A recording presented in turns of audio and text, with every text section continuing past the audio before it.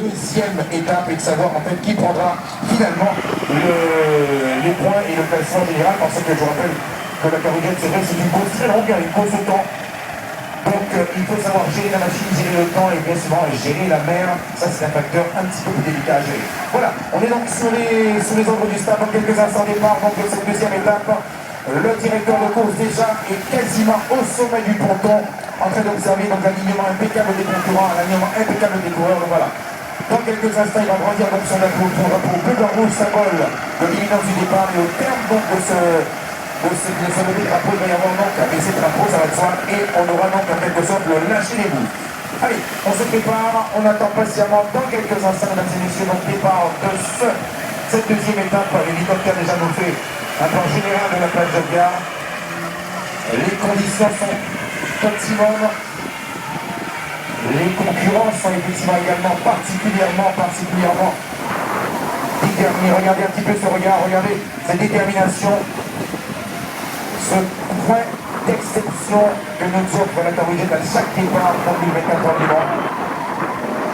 Je rappelle hier, malheureusement, donc le départ a été quelque peu ajourné, après la journée déplacée d'un petit quart d'heure à cause de cet assez.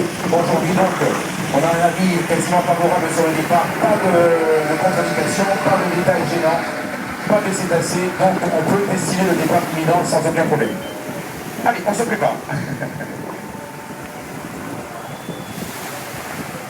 Je rappelle également que si vous souhaitez donc suivre l'évolution de cette compétition, vous pourrez les faire un petit tour sur carigette.com ou encore canal+-caraïbes.com. Ce sont les deux points qui vous permettront de suivre en intégralité donc ce qui s'est passé tant sur Locataire, parce que vous avez des informations qui vous sont retransmises directement sur le déroulement de cette belle manifestation. Drapeau rouge, donc des commissaires techniques qui vérifient bien évidemment que les pilotes soient bien alignés, c'est un fait, et que les consignes de sécurité, que les ports du casque, tout soit optimum, voilà.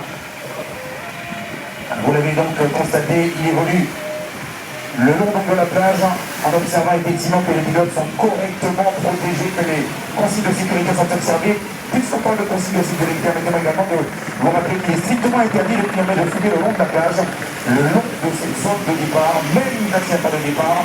C'est une consigne stricte à respecter, interdiction formelle donc de fumer.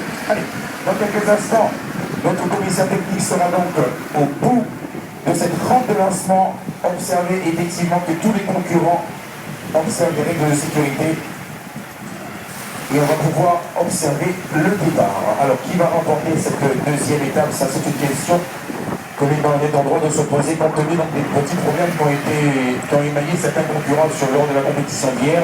Mais comme me disait Thierry, justement avant donc, le premier départ en catégorie Jeddah ce matin, il vaut mieux avoir ce type d'événement, ce type d'inconvénient lors de la première étape que lors des étapes suivantes, surtout si on est considéré comme étant leader. Donc on souhaite bonne chance bien évidemment à tous nos concurrents pilotes.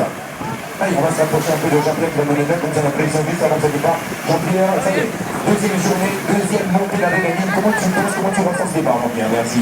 Ce départ, ce sera comme ce week-end. Ils vont vouloir arriver très rapidement à la première montée déjà dans le choc, ensuite celle de Saint-François. Et puis il faut savoir, ils vont un petit peu se ménager parce que demain, ça va être dur. Je pense que ceux qui ont raté leur manche hier vont faire en sorte d'être dedans pour rattraper un petit peu de leur retard. Et puis ceux qui ont gagné hier vont assurer, vont observer et puis vont continuer.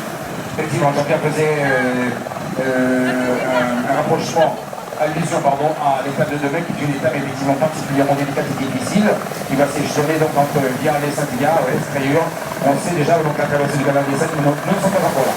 Restons donc sur le plateau de Gare avec donc, cette deuxième étape. Je rappelle, mesdames et messieurs, plus de 160 km, Jean-Pierre. Plus de 160 km aujourd'hui au compteur, énormément d'énergie. 133 km au compteur, c'est effectivement une course particulièrement difficile. Jean-Pierre, qu'est-ce que tu penses de l'étape de mer?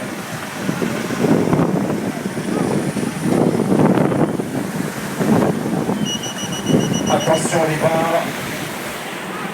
Top départ, ça y est, nous sommes donc à l'heure du départ, mesdames et messieurs. Top départ.